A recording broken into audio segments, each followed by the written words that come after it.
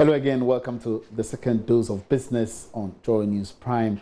Ghana's earnings from non-traditional exports witnessed some marginal increase for last year. It went up by 10% to hit $2.8 billion ending 2018. The increase has been attributed to the increase in demand for cashew nuts by European countries and Vietnam.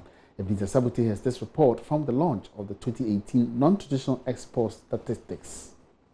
Non-traditional exports are said to be those other exports apart from the traditional commodities like gold, cocoa, bauxite and timber. They rather consist of three subsectors which include agriculture, processed and industrial arts and craft. The agriculture sector led the growth with more than 34%, followed by handicraft and processed goods respectively. In 2018, the non-traditional exports contributed about 19% to the national exports earnings for the country. Managing Director of the Ghana Exports Promotion Authority, Efua Sabi Asare explains what this growth means to the sector. It means a lot, and it means even more for Ghana because when exports go up, it means it's going to help our economy. Our city is going to be stable, and we will not have to, be shaken by what happens, and then our money is depreciating and all of that. So when exports are going up, we are so excited. As I'm standing here, I'm so excited that I'm even lost for words, as you can see. But that is what it is. We have gone up by 10%, and it is no mean achievement. A lot has been put into getting to where we are today. Despite the growth, there was a decline in processed cocoa, tuna fish and pineapple. However, she assured that measures are put in place to revamp their growth. Pineapple, you'd realize that we have started giving out, and this we started doing in 2017. We will be reaping the results very soon, and hopefully you would not see this in 2019 because we've given a lot of the pineapple suckers out. By the end of December, we would have given 13 million out and more. So this is another strategy that we have taken to shore this up. Also, you would not see pineapple going out as pineapple because we are processing it, adding value to it. So it's going out as juice, among others. So you would not see it going out as pineapple in its whole form, but as pineapple, dried pineapple, pineapple juice, pineapple made into something. The statistics by the Exports Promotion Authority also show that the European Union is the largest receiver of exports from Ghana with a value of more than $1 billion for the year. Now to other news, the Institute of Chartered Accountants Ghana is expected to take action soon against some auditing firms that worked on the 7 collapsed banks. My colleague George Rafi has been following up on this development. He joins us with more news.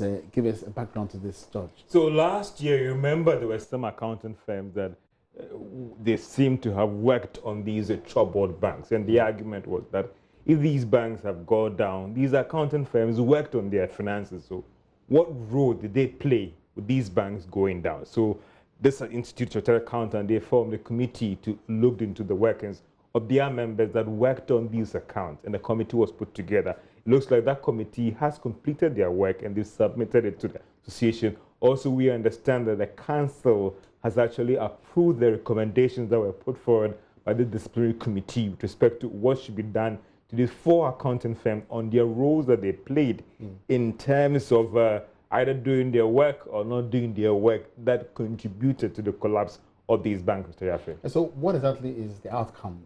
What does this say? Well, we understand what we are picking up is that the committee has recommended some sanctions against these 4 auditing firms. We don't know their names now, and it could be a fine, it could be a name and shame against these firms. And all of these things are part of this whole financial sector cleanup, because if indeed you fail to act, because your opinions actually told us that this bank was doing well, this bank was doing that, and all the rest. And they believe that if you fail to do your duty as an accountant by looking at the numbers and expressing an independent opinion on that one, that would guide regulators' actions, that would guide shareholders and directors' actions, and you fail to do that, they believe that it should be sanctioned one way or the other. It could be possibly name and shame or some fine to these accounting firms for their actions or inactions. Now, one would have thought that auditors also have, an association. Why not the Auditors Association and the Institute of Ghana and Chartered Accountants? But these are accountants, don't forget that these are working with these accounting body that expressed opinion on these things. So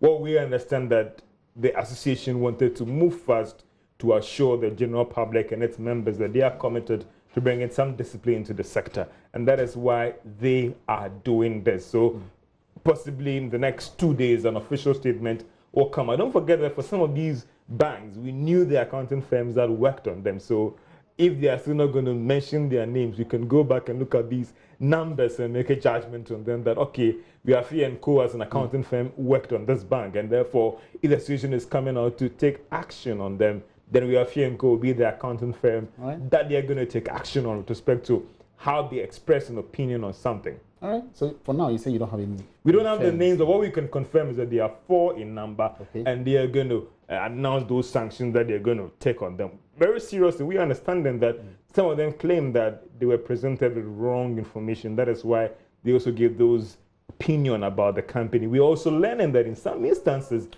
some regulators put pressure on them to put out certain numbers. Many thanks, George, for that update. Now some commodity news.